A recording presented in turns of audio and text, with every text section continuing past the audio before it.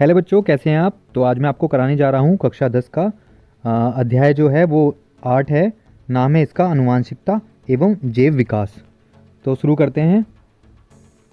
वे लक्षण या वे गुण जो एक पीढ़ी यानी माता पिता से दूसरी पीढ़ी यानी संतानों में वंशागत मतलब ट्रांसफ़र होते हैं या इनहेरिट होते हैं, अनुवांशिक लक्षण कहलाते हैं तथा विशेषक या फिर हेरिडिटी कैरेक्टरिस्टिक्स और ट्रेट कहलाते हैं। तथा जो अनुवांशिक लक्षण हैं उनके एक पीढ़ी से दूसरी पीढ़ी में जाने से या स्थानांतरित होने की जो प्रक्रिया होती है उसी को वंशागति कहते हैं। आगे है जनन के दौरान विभिन्नताओं का संचयन। मतलब जो पूर्ववर्ती पीढ़ी है, पहले वाले जो पीढ़ी है उससे जो वंशागत संतति है उसको एक आधारिक जो शारीरिक अभिकल्पना है, शरीर की जो अभिकल्पना है एवं कुछ विभिन्नताएं प्राप्त होती हैं। तो एक ही जाति के विभिन्न सदस्यों के बीच में जो लक्षणों के में पाई जाने वाली जो असमानताएं होती है, डिसिमिलैरिटी होती हैं या फिर अंतर जो होता है, डिफरेंसेस जो होते हैं, जिनके कारण वे एक दूसरे से अलग होते हैं, विभिन्नताएं कहलाती है। जैसे जो लोग अफ्रीका में रह रहे होंगे, जो लोग अमेरिका रह रहे होंगे, उनका जो जो रंग होगा स्किन का या हाइट होगी वो सब अलग अलग होगा, ये विभिन्नता, लेकिन है तो वो मानव ही, ह्यूमन ही। आगे है विभिन्नताओं, जो विभिन्नताएं हैं उनकी जो कमी है या अनुपस्थिति है उनमें भी जाति जो विकास है वो नहीं कर सकती। ऐसा होने पर जो जाति है उसके सभी सदस्य क्या होते हैं, समान होंगे। आगे है अनुवांशिकता। तो विज्ञान की वह शाखा है ये जिसके अंतर्गत जीवों की जो अनुवांशिक समानताएं हैं एवं जो असमानताएं हैं तथा जो वंशागति है इसका अध्ययन किया जाता है, अनुवांशिकी या जेनेटिक्स कहलाता है। अनुवांशिकी जो शब्द है उसका जो प्रयोग सबसे पहले विलियम बैटसन ने किया था 1906 में। अनुवांशिकी जो शब्द है उसकी जो उत्पत्ति है वो ग्रीक भाषा से हुई थी और जिसका अर्थ है टू बिकम और टू ग्रो इनटू, किसी चीज़ में ग्रो होना। आगे है वंशागत लक्षण। जीवों की विभिन्न जो लक्षण होते हैं, बाहर के या फिर आंतरिक जो लक्षण होते हैं, उनके जननिक पदार्थ यानी जो उनका जनन करने वाला जो पदार्थ होता है उसमें स्थित जो सूचनाएं होती हैं उनका ही परिणाम होता है। ये सूचनाएं डीएनए में जीन्स के रूप में उपस्थित होती हैं और जो डीएनए है वो मुख्य अनुवांशिक पदार्थ होता है। विभिन्न जीवों में पीढ़ी दर पीढ़ी इन सूचनाओं का स्थानांतरण और युग्मकों के रूप में होता रहता है और जो नई जो संतति है, जो बच्चे हैं, उसमें पहुंचने के दौरान इन जीन्स के जो प्रकटीकरण जो ये प्रकट होते हैं उसकी प्रक्रिया प्रारंभ होती है। जीन्स की जो सूचनाएं हैं उनके प्रकटीकरण जो है, प्रकट होने के कारण को से ही भिन्न भिन्न लक्षणों की उत्पत्ति भी होती है और जिन्हें वंशागत लक्षण कहते हैं। जैसे ऊंचाई, त्वचा का रंग, दो प्रकार के कर्ण पल्लव जो कान के होते हैं आदि। आगे है टी.एच. मॉर्गन। टी.एच. मॉर्गन ने फल मक्खी होती है, ड्रोसोफिला, उस पर प्रयोग किया और अनुवांशिकी प्रयोग द्वारा सहप्रभाविता की खोज की। नोट: जब तुलनात्मक लक्षणों वाले नर और मादा के बीच में निषेचन कराया जाता है तो इस क्रिया को संकरण कहते हैं, क्रॉस बोलते हैं इंग्लिश में, और इससे उत्पन्न जो संतान होती है उसको संकर बोलते हैं। जैसे शुद्ध लंबे पौधे की शुद्ध बौने पौधे पादपों के साथ जब क्रॉस कराने पर जो संकर यानी बच्चे जो होंगे वो टी स्मॉल टी पादप प्राप्त होंगे और इनमें जो प्रभावी है जो प्रभाव जो वो दिखाने वाला है वो तथा अप्रभावी दोनों ही जीन पाए जाते हैं। आगे है मानव अनुवांशिकी के अंतर्गत, जो मानव अनुवांशिकी है उसके अंतर्गत जो मनुष्य है उसके वंशागत जो होने वाले जो लक्षण हैं उनका अध्ययन किया जाता है और इन लक्षणों को मानव अनुवांशिकी विशेषक कहते हैं। अर्थात जो माता पिता के जो शारीरिक या कायिक जो मानसिक लक्षण हैं उनका संतानों में पहुंचना ही अनुवांशिकता कहलाता है। आगे है संकर। विषम युग्म जो विषम युग्मी जो संतति होती है जैसे टी स्मॉल टी तथा उसके अशुद्ध तथा समयुग्मी जो प्रभावी और अप्रभावी जनक है उनके बीच में जो संकर करवाने को संकर पूर्वज कहा जाता है। जैसे विषमयुग्मी बैंगन पुष्प वाले पादप का संकर प्रभावी समयुग्मी बैंगन के साथ किया जाएगा तो सभी जो बैंगन पुष्प उत्पन्न होंगे वो, परंतु जो विषम युग्मी जो बैंगनी है वो पुष्प वाले पादप का संकरण अप्रभावी समयुग्मी सफ़ेद पुष्प वाले पादप के से कराने पर जो बैंगनी है वह सफ़ेद दोनों ही प्राप्त होंगे, वो भी 50-50%। आगे हैं अनुवांशिकी की शब्दावली, मतलब अनुवांशिकता में कुछ शब्द हैं जिनको जो मतलब मेन है वो ज़रूरी है पढ़ना, उन वो शब्दावली है। तो जीन क्या होता है या कारक क्या होता है? जीन को कारक भी बोलते हैं, फैक्टर भी बोलते हैं।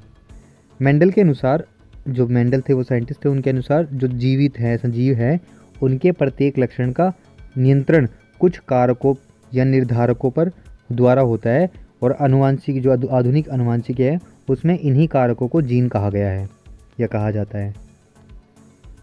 आगे है युग्म विकल्पी और एलील, मतलब जो जीन पेयर में होते हैं, जीन हमेशा पेयर में होते हैं, और जो जीन का पेयर होता है उसी को एलील बोलते हैं या फिर एलिनोमॉर्फ बोलते हैं। तो विपरीत लक्षणों वाले जो युग्म होंगे उनका जो युग्म होगा वो विकल्पी जैसे एलील कहलाएगा। जैसे आर स्मॉल आर युग्म में एक गुणसूत्र जो कैपिटल आर है और दूसरा गुणसूत्र जो स्मॉल आर है वो युग्म विकल्प उपस्थित होते हैं। अतः एक ही विपर्यासी जो लक्षण है उसके दोनों विकल्पों को नियंत्रित करने वाले जो जीन होते हैं उसको युग्म विकल्पी कहते हैं। अब अगर ये युग्म जो एक जैसे होंगे तो उसको समयुग्मी, और जो अलग अलग होंगे उसको विषमयुग्मी, होमोजाइगस और हेटेरोजाइगस बोलते हैं। जब एक विपर्यासी लक्षण को नियंत्रित करने वाला दोनों जीन एक ही प्रकार के होते हैं तो उन्हें समयुग्मी युग्मजी। इसमें स्वपरागण या अंत प्रजनन होने पर संतति जो है पेतरक के समलक्षणी या समजीनी होती है। समयुग्मी जो लक्षण हैं वो शुद्ध होते हैं, किंतु जब विपर्यासी लक्षण को नियंत्रित करने वाले दोनों जीन अलग अलग हो तो इसे विषमयुग्मी जी कहते हैं। आगे है शुद्ध जाति, प्योर स्पीसीज। जब ऐसे पादप जो समान लक्षण वाले पादपों से उत्पन्न होते हैं वे शुद्ध जाति के पादप कहलाते हैं, और इसमें लक्षणों के जो कारक होते हैं, ये जो जीन होते हैं वो समयुग्मी होते हैं। जैसे T capital T small T capital R small R ये। अब लक्षण प्रारूप और जीन प्रारूप, फिनोटाइप और जीनोटाइप। तो जो लक्षण प्रारूप या फिर फिनोटाइप जो होता है जीव के विभिन्न देह मतलब शारीरिक लक्षण जो होते हैं, जैसे उसका आकार, उसकी आकृति, उसका रंग, उसका स्वभाव आदि को व्यक्त करता है। और समान जो लक्षण प्रारूप वाले जो जीव होते हैं उनका जीनी की जो संरचना होती है वो समान हो सकती है और नहीं भी हो सकती। तो जो जीन प्रारूप होता है वो जीव के जीनी संगठन को व्यक्त करता है, शो करता है। एक है आगे प्रभावी और अप्रभावी, डोमिनेंट और रिसेसिव। तो युग्म विकल्पी जो होते हैं कारकों में वह लक्षण जो समयुग्मी या विषमयुग्मी दोनों अवस्थाओं में प्रदर्शित होता है प्रभावी लक्षण कहलाता है। उदाहरण के तौर पर पादप का जो लंबापन है या पुष्प का जो लाल रंग है आदि वह लक्षण है जो केवल समयुग्मजी स्थिति में प्रदर्शित होता है, तथा विषमयुग्मी जी जो अवस्था है उसमें अपने आप को प्रदर्शित नहीं करता, अप्रभावी लक्षण कहलाता है। जैसे बोनापन, पुष्प का सफ़ेद रंग, ये अप्रभावी लक्षण है या गुण है। आगे है संकर या संकरण, हाइब्रिड और हाइब्रिडाइजेशन। जब तुलनात्मक लक्षण जो होते हैं वाले नर और मादा के बीच में निषेचन कराया जाता है तो इस प्रक्रिया को संकरण कहते हैं, और इससे उत्पन्न जो संतति होती है उसको संकर कहते हैं। और जैसे शुद्ध लंबे तो टी कैपिटल टी, शुद्ध बौने टी स्मॉल टी, इनका आपस में क्रॉस जब कराने पर जो संकर पैदा होंगे वो टी स्मॉल टी पादप प्राप्त होंगे। आगे है एक संकर संकरण, मोनोहाइब्रिड क्रॉस। मेंडल ने अपने प्रयोग में एक समय में केवल तुलनात्मक अनुवांशिकी लक्षण की वंशागति का स्टडी या अध्ययन किया है और इसे एक संकर संकरण कहते हैं। जैसे लाल पुष्प वाले पादप और सफ़ेद पुष्प वाले पादप के बीच में संकरण कराना। आगे है द्विसंकर संकरण, डाइहाइब्रिड क्रॉस। तो जब दो तुलनात्मक अनुवांशिक लक्षणों को ध्यान में रखकर संकर कराया जाता है तो इसे द्विसंकरण संकर कहते हैं। जैसे गोल व पीले बीज वाले पादप हरे और झुर्रीदार बीज वाले पादप के बीच में क्रॉस कराना। आगे है संकर पूर्वज संकरण, बैक क्रॉस। F1 पीढ़ी के में प्राप्त जो संतान हैं तथा उनके किसी भी एक जनन के बीच जो होने वाले संकरण हैं उसको संकर पूर्वज या संकरण कहते हैं। जैसे टी स्मॉल टी और स्मॉल टी और कैपिटल टी स्मॉल टी और कैपिटल टी। अब परीक्षण संकरण यानी टेस्ट क्रॉस। जब F1 पीढ़ी की विषम युग्मी जो संकर है उसका संकरण समयुग्मी अप्रभावी जीन के साथ कराया जाता है तो इसे परीक्षण संकरण कहते हैं। जैसे F1 पीढ़ी में प्राप्त जो संतति है वो टी स्मॉल टी है, लेकिन है वो लंबी, तथा शुद्ध जो बोन है वो स्मॉल टी है। उनके बीच में जब क्रॉस कराया तो इस संकरण से बनने वाली जो संतान है वो सदैव 50% 1:1 अनुपात में पाई जाता है। आगे है F1 पीढ़ी। तो पेतृक पीढ़ी जो है पी जो है उसके बीच जो संकरण कराने पर जो प्राप्त पीढ़ी होती है उसको F1 या प्रथम संतानीय पीढ़ी कहते हैं, फर्स्ट फिलियल जनरेशन कहा जाता है या F1 कहलाती है। F2 पीढ़ी, जब प्रथम संतानीय पीढ़ी है उससे प्राप्त जो जीव हैं उनके स्वसंकरण से प्राप्त जो पीढ़ी होती है वो द्वितीयक संतानीय पीढ़ी कहलाती है, सेकंड फिलियल जनरेशन या F2 कहलाती है। आगे है लक्षणों की वंशागति के नियम और मेंडल का योगदान, क्योंकि मेंडल को जनक बोला जाता है इस सब्जेक्ट का। तो मेंडल ने मटर के जो पादप है, ये पेड़ है, उसके रूप जो अनेक विपर्यासी जो विकल्पी लक्षण हैं उनकी उसने स्टडी किया, और जो स्थूल रूप से दिखाई देते हैं। जीवों में जो गुणसूत्र हैं उनके जोड़े पर स्थित जो विपरीत तुलनात्मक लक्षण हैं उनके जोड़े को एलील कहते हैं, क्योंकि वो एलील में पाया जाता है, जैसे टी कैपिटल टी या फिर टी स्मॉल टी। ये जो गुणसूत्र होते हैं वो एक ही विस्थल या जगह पर उपस्थित होते हैं। जैसे पुष्प का जो रंग है और बैंगनी व सफ़ेद हो सकता है, बीज का जो आकार है वो गोल और झुर्रीदार हो सकता है, पादप की जो लंबाई वह है वो बौना और लंबा लक्षण दोनों हो सकते हैं आदि। इन लक्षणों की क्रॉस जो है पद्धति के सही ज्ञान के लिए मेंडल ने 2 प्रकार के संकरण कराए। ऑस्ट्रिया के जो पादरी हैं ग्रेगर जॉन मेंडल, उन्होंने अनुवांशिकी का उन्हें जनक कहा जाता है, और मेंडल ने मटर यानी पाइजम सैटिवम जो है उसके पादप पर संकरण संबंधित अनेक प्रयोग किए। इन्होंने इन पादपों में 7 विपर्यासी लक्षणों की वंशागति का स्टडी की अध्ययन किया, और मेंडल ने एक समय में केवल एक ही लक्षण की वंशागति का अध्ययन किया। सन 1900 में हॉलैंड में हुगो डी विज, जर्मनी के जो कार्ल कोरेंस हैं तथा ऑस्ट्रिया के एरिक वॉन हैं शेरमार्क ने मेंडल के नियमों की पुष्टि की। अब एक संकर संकरण एकाकी लक्षणों की तुलनात्मक जो विपर्यासी लक्षण है उनके प्रारूप की वंशागति के अध्ययन के लिए स्टडी के लिए उन्होंने प्रयोग किए, और एक संकर कहलाते हैं, और इसलिए मेंडल ने एक मटर के शुद्ध लंबे और शुद्ध बौने पौधे का चयन किया, सिलेक्ट किया, और इन्हें पेतृक या जनक पीढ़ी FP जो है पेरेंटियल जनरेशन के पादप कहा गया। चित्रों तथा वर्णनों में इनका लिए P संकेताक्षरों का प्रयोग किया जाता है, और मटर के इन लंबे और बौने पादपों के जो बीच संकरण होता है वो हाइब्रिड कराया जाता है। पहला जो नियम है वो है प्रभाविता का नियम। इस नियम के अनुसार जब परस्पर विपर्यासी या विपरीत लक्षण वाले पादपों के बीच संकरण कराया जाता है तो जो F1 पीढ़ी है उसकी जो संतान में जो लक्षण प्रदर्शित होता है उसे प्रभावी लक्षण कहते हैं, तथा जो लक्षण इस पीढ़ी में संतानों में प्रदर्शित नहीं होता वह अप्रभावी लक्षण कहलाता है, और इस नियम के मेंडल के एक संकर संकरण प्रयोग द्वारा समझाया जा सकता है। आगे है पृथक्करण या फिर युग्मकों की शुद्धता का नियम। इस नियम के अनुसार एक जोड़ी जो जीन है युग्मक निर्माण के समय एक दूसरे से अलग हो जाते हैं या पृथक हो जाते हैं, और एक युग्मक जो है उसमें युग्म का जो एक जीन है पहुंच जाता है। इसे युग्मकों की शुद्धता का नियम कहते हैं। यह नियम भी एक संकर संकरण के प्रयोग द्वारा सिद्ध होता है, और ग्रेगर जॉन मेंडल ने यह नियम प्रतिपादित या पब्लिश कराया। आगे है द्विसंकर संकरण।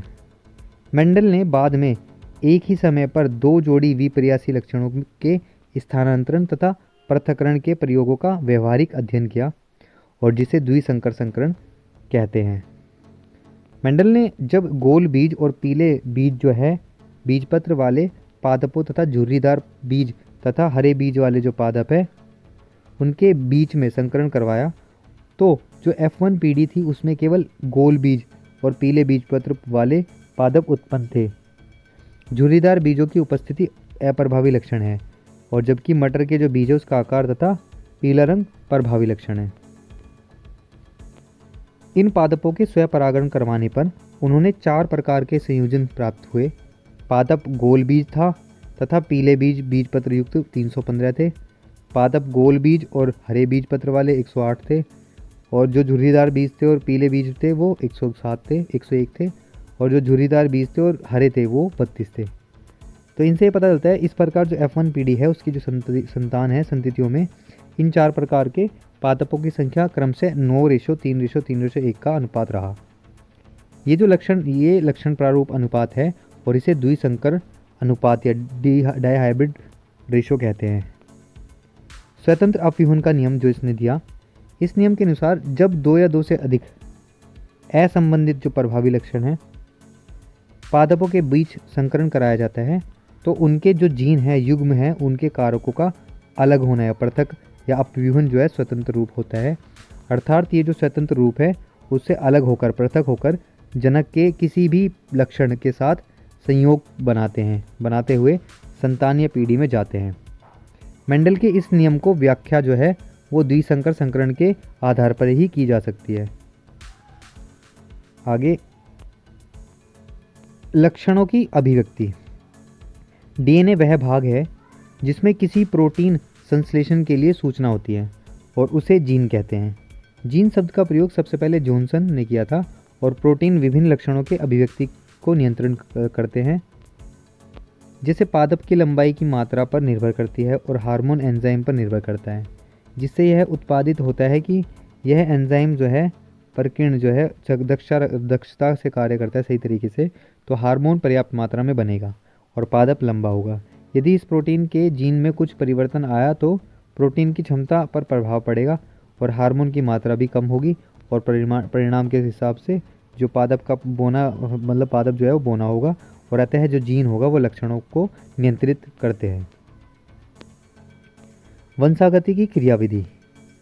प्रत्येक जीव में जो जीन है या फिर गुणसूत्र है उसके द्वारा लक्षणों की जो वंशागति है वो होती है, जो उन्हें जनक से प्राप्त होती है, और लैंगिक जो जनन है उसमें निर्मित जो जनन है वो कोशिका अगुणित होती है। जहाँ नर एवं मादा के अगुणित युग्म है वो आपस में या परस्पर समेकित होकर मिलकर के द्विगुणित जीव का निर्माण करते हैं। संतति में जीनों का एक समुच्चय नर तथा दूसरा समुच्चय मादा से आता है, अतः प्रत्येक कोशिका में जो लक्षण हैं उनके जीनों की 2 प्रतियां होती है। जनन के समय जो जीन है वो प्रतियों अगुणित जनन कोशिकाओं में अलग अलग होकर चली जाती है, जिसे पीढ़ी दर पीढ़ी गुणसूत्रों की जो संख्या है वो स्थिर बनी रहती है। आगे है लिंग निर्धारण। लिंग निर्धारण वह प्रक्रिया है जिसके द्वारा यह सुनिश्चित होता है कि एक लिंगी जंतुओं में लैंगिक जनन द्वारा उत्पन्न होने वाला जो नया प्राणी है वो नर होगा या मादा। मनुष्य में लिंग निर्धारण। मनुष्य में कोशिकाओं में 46 गुणसूत्र उपस्थित होते हैं। इनमें से 22 तो जोड़े नर और मादा दोनों में ही समान होते हैं, लेकिन जो इन्हें क्या कहते हैं ऑटोसोम्स कहते हैं या कायिक गुणसूत्र कहते हैं। लेकिन स्त्री में 23वां जो जोड़ा होता है उसमें समयुग्मी XX क्रोमोसोम वाला होता है, लेकिन पुरुष में वो 23वें जोड़े जो है विषम युग्मी होते हैं। यह मानव में जो लिंग है उसका निर्धारण करते हैं और इन्हें हेट्रोसोम्स या एलोसोम्स कहते हैं या लिंग सूत्र भी कहते हैं। पुरुष में 23वें जोड़े के जो गुणसूत्र है उसमें एक लंबा किंतु दूसरा छोटा होता है और इन्हें XY से प्रदर्शित कराते हैं। इनमें से जो X गुणसूत्र है वो बड़ा तथा Y गुणसूत्र है वो छोटा होता है, और इस प्रकार जो पुरुष है उसमें 22 जोड़े और XY और 46 जो गुणसूत्र है वो पाए जाते हैं, जबकि जो स्त्री है उसमें 22 जोड़े और XX यानी 46 गुणसूत्र पाए जाते हैं। आगे है जैव विकास, जो दूसरा पार्ट है इसका। तो सरल संरचना वाले जो जीव हैं उनमें आधुनिक जटिलता जीवों के क्रमिक यानी एक के बाद एक विकास होने के को जैव विकास कहते हैं, ऑर्गेनिक इवोल्यूशन कहते हैं। अर्थात जो जैव विकास है वो धीमी गति से होने वाला वह क्रमिक परिवर्तन है जिसके परिणाम स्वरूप जो पुराना जो काल है उसके सरल संरचना तथा निम्न कोटि वाले जो प्राणी हैं उनसे आधुनिक जटिल तथा उच्च कोटि वाले प्राणियों का विकास हुआ। किसी भी समष्टि होने के कारण जीन की जो आवृत्ति है वो उसको कोई भी सामान्य दुर्घटना प्रभावित कर सकती है, और यही आनुवंशिक अपवहन या फिर जेनेटिक ड्रिफ्ट का सिद्धांत है। मतलब किसी भी समष्टि में होने वाला होने के कारण जो जीन की आवृत्ति है वो चेंज हो जाती है चेंज दुर्घटना से और प्रभावित होती है, और यही आनुवंशिक अपवहन या जेनेटिक ड्रिफ्ट कहलाता है, जो बिना किसी अनुकूलन के भी विभिन्नता उत्पन्न कर देती है। और जीन अपवहन की संकल्पना हार्डी विनबर्ग्स ने की थी। उपार्जित तथा वंशागत लक्षण, वे लक्षण जो जीव के जीवन काल के दौरान वातावरणीय प्रभाव के कारण उत्पन्न होते हैं, अगली पीढ़ी में वंशागत नहीं होते, उन्हें उपार्जित लक्षण कहते हैं। जैसे ज्ञान, अनुभव, शारीरिक विकलांगता आदि। यह जो सिद्धांत है वो जीन बेस्टिस्ट और डी लेनमार्क ने प्रस्तुत किया। वे लक्षण जो जीवों को जन्मजात या उनके जनकों से प्राप्त होते हैं, अर्थात एक पीढ़ी से दूसरी पीढ़ी में जाते हैं या ट्रांसफ़र होते हैं, वंशागत लक्षण कहलाते हैं। नोट, प्रकृति जो है वो प्रकृति चुनाव द्वारा जो जाति हैं उसकी उत्पत्ति होती है नामक पुस्तक है। उसमें लेखक जो चार्ल्स डार्विन है, ये अपने जैव विकास के सिद्धांत में अपने दिए गए उदाहरणों की व्याख्या और विभिन्नताओं के कारण नहीं कर पाए थे। पृथ्वी पर जीवन की उत्पत्ति, डार्विन के सिद्धांत के अनुसार पृथ्वी पर क्या होता है, सरल जो जीव हैं, सरल जीवों की जटिल स्वरूप वाले जो जीव हैं उनका विकास हुआ है। JBS हेल्डेन नामक ब्रिटिश वैज्ञानिक हैं, इन्होंने बताया कि जीवों की जो उत्पत्ति है सबसे पहले उन सरल अकार्बनिक अणुओं से हुई है जो पृथ्वी की उत्पत्ति के समय बने थे। जीवों का जो प्रारंभिक जीवों की उत्पत्ति है उसके द्वारा सागर के जल में हुई थी, और उन्होंने बताया कि जो पृथ्वी है उस पर उस समय का वातावरण पृथ्वी के वर्तमान के वातावरण से बिल्कुल अलग या भिन्न था। उस वातावरण में कुछ जटिल कार्बनिक अणुओं का संश्लेषण हुआ था जो जीवों के लिए आवश्यक थे, और इस परिकल्पना को स्टैनले मिलर या हेराल्ड यूरे ने सिद्ध किया। रूस के प्रसिद्ध जीव रसायनज्ञ जो हैं AI ओपेरिन ने जैव रासायनिक परिकल्पना प्रस्तुत की, और इसने जीवन के उद्भव की, जो जीवन का उद्भव है उसकी जो रासायनिक परिकल्पना है वो प्रस्तुत की थी। और इस परिकल्पना के अनुसार जो आदिकाल के टाइम पे पृथ्वी थी, केवल कार्बनिक यौगिक उपस्थित थे जो समुद्र के जल में धुले हुए थे, और इन्हीं यौगिक के संयोजन से सबसे पहले एक ऐसी रचना का निर्माण हुआ जिसमें जीवन का लक्षण विद्यमान था या पाया गया था। जीव जगत में प्रत्येक जो जीव है वो जीवित रहने के लिए संघर्ष करता है, और जिसे जीव संघर्ष कहते हैं। यह मत चार्ल्स रॉबर्ट डार्विन ने का था, और डार्विन ने प्राकृतिक चयन द्वारा जातियों की उत्पत्ति का सिद्धांत प्रस्तुत किया, जिसमें बताया कि जीवों से जो संतान है वो उत्पन्न करने की जो प्रचुर क्षमता होती है, और प्रत्येक जीव को भोजन, आवास के लिए अर्थात जीवित रहने के लिए वातावरण से संघर्ष करना पड़ता है, और जो योग्य होता है वही जीवित रहता है, जबकि अयोग्य समाप्त हो जाता है। हार्बर्ट स्पेंसर ने सबसे पहले योगात्मकता की उत्तरजीविता का सिद्धांत प्रस्तुत किया, जिसे डार्विन ने प्राकृतिक चयन कहा।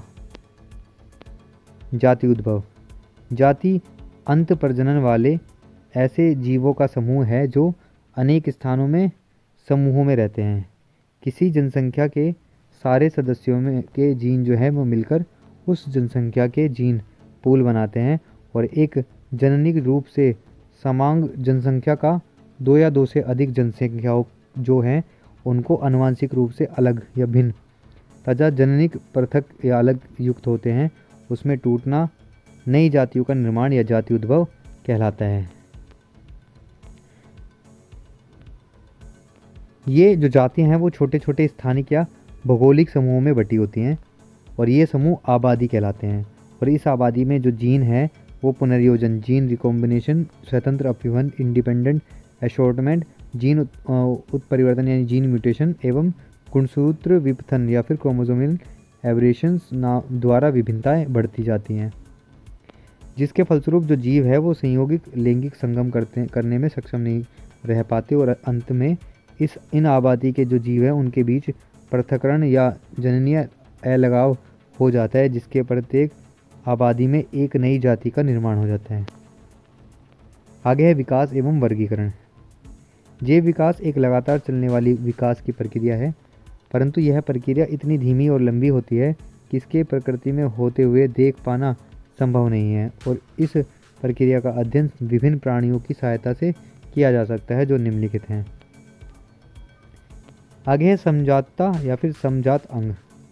ऐसे अंग जो मूल संरचना और उद्भव में समान होते हैं किंतु अलग अलग कार्यों हेतु अनुकूल होने के कारण असमान दिखाई देते हैं तथा जिनका विकास भ्रूण के समय तो भागों में से होता है, समजात अंग कहलाते हैं, और इनकी यह समानता समजातता कहलाती है।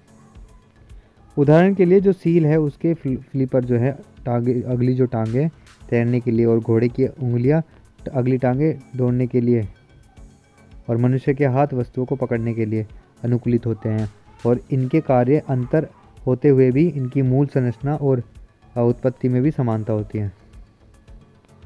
आगे समरूपता एवं समरूप अंग। ऐसे अंग जो रचना एवं उत्पत्ति में भिन्न होते हैं किंतु कार्य सेम होते हैं और बाहर की आकारिकी में समान हो, समरूप या समवर्ती अंग कहलाते हैं तथा इस दिखावटी समानता को समरूपता या समवर्तीता कहते हैं। आगे उदाहरण, कीट और पक्षी है। चमगादड़ के जो पंख है उड़ने के कार्य करते हैं परंतु ये मूल संरचना उत्पत्ति में भिन्न होते हैं। कीटों के जो पंख है वो काइटिन के बने होते हैं जब एवं इनमें कंकाल नहीं होता, जबकि चमगादड़ के पंख धड़ के नीचे फैली त्वचा से बने होते हैं। आगे है जीवाश्म। जीवों की मृत्यु के बाद उनके जो शरीर है उनका अपघटन हो जाता है तथा वह समाप्त हो जाते हैं, परंतु कभी कभी जीव का शरीर या उसके कुछ भाग ऐसे वातावरण में चले जाते हैं जिसके कारण इनका अपघटन पूरी तरह नहीं हो पाता और वह मिट्टी में दबकर अपनी छाप छोड़ देते हैं, और जीवों के इस प्रकार के परिरक्षित अवशेष जीवाश्म कहलाते हैं। और पत्थर व पेड़ का जो तना है, डायनासोर, अमोनाइट से, ये भी सभी जीवाश्म के उदाहरण हैं। दूसरे शब्दों में जो विभिन्न प्राचीन जीव हैं उनके अवशेष जो हैं जो हमें भूपटल की चट्टानों के परिरक्षित प्रिजर्व मिलते हैं, जीवाश्म कहलाते हैं, और तथा इनके जो स्टडी है अध्ययन संबंधित जो विज्ञान को जीवाश्म या पुराजीवी विज्ञान कहते हैं। जीवाश्म की जो आयु है हम दो प्रकार से जान सकते हैं कि प्रथम विधि में किसी स्थान पर खुदाई करने पर जो पृथ्वी है उसकी सतह पर मिलने वाले जो जीवाश्म है पृथ्वी के गहरे स्तर पर पाए जाते हैं। पाए जाने वाले जीवाश्मों की अपेक्षा अधिक नए होते हैं। दूसरी विधि है फोसिक डेटिंग, जिसमें जीवाश्म में पाए जाने वाले किसी एक तत्व की विभिन्न समस्थानिकों के अनुपात के आधार पर जीवाश्म के समय निर्धारित किया जाता है। जीवाश्मों की जो आयु होती है उसके निर्धारण के लिए सबसे पहले विस्तारित या तलछटी चट्टानों के उन स्तरों की आयु का निर्धारण किया जाता है जिनमें जीवाश्म पाए जाते हैं, और पहले वैज्ञानिक इनकी आयु का निर्धारण स्तरों की मोटाई के आधार पर करते थे, परंतु वर्तमान में वैज्ञानिक रेडियो धर्मी तत्वों की मात्राओं से इन स्तरों की जो आयु उसका निर्धारण करते हैं और इसे विकिरण मात्रिक अवधि निर्धारण भी कहते हैं। विकास के चरण। विकास जीवों में आकस्मिक घटना नहीं है। विकास क्रमिक रूप से अनेक पीढ़ियों में हुआ सरल अंगों में जटिल अंगों का विकास होता है। जो परिवर्तन और विभिन्नता उपयोगी थी वे कालांतर में अग्रसर मतलब आगे की तरफ हुई। ऐसी प्लेनियर में अति सरल आँखें होती हैं और उष्मरोधन के लिए विकास हुए पर कालांतर में उड़ने के लिए भी उपयोगी होते हैं। कृत्रिम चयन के अंतर्गत जंगली जो गोभी है उसका विकास आदि। आणविक जातिवृंत। जीवों से संबंधित विकासीय इतिहास है जातिवृंत कहलाता है। आणविक जो जातिवृंत है दूरस्थ संबंधित जो जीव हैं उनके डीएनए में संचित विभिन्नताओं का पता करता है, और इसका कारण निकट संबंधित जीवों से दूरस्थ संबंधित जीवों की तुलना में विभिन्नताओं का कम होना है। मानव का विकास। मानव का उद्भव अफ्रीका से हुआ है और वहीं से धीरे धीरे पश्चिमी एशिया, फिर वहाँ से मध्य एशिया, फिर एशिया, दक्षिण एशिया और पूर्व एशिया तक फैल गया। इसके बाद वहाँ से उन्होंने इंडोनेशिया के द्वीपों, फिलीपींस से ऑस्ट्रेलिया तक का सफ़र किया, फिर बेरिंग लैंड ब्रिज को पार करके अमेरिका पहुँचे। इसके सफ़र से हर दिशा में विभिन्न अनुकूलन के कारण आधुनिक मानव का विकास हुआ। आधुनिक विकास जो मानव है उसका वैज्ञानिक नाम है होमोसेपियन और होमोसेपियंस। अतः मानव का विकास एक ही जाति के सदस्यों से हुआ। तो ये चैप्टर कंप्लीट हुआ। आई होप आपको समझ में आया हो, और कोई चीज़ आपको समझ में ना आई तो प्लीज़ कमेंट करें, और अगर ये वीडियो आपको अच्छी लगी तो लाइक करें, शेयर करें, सब्सक्राइब करें और वेट करिए मेरी नेक्स्ट वीडियो को जो बहुत जल्दी आने वाली है। तब तक के लिए बाय, धन्यवाद।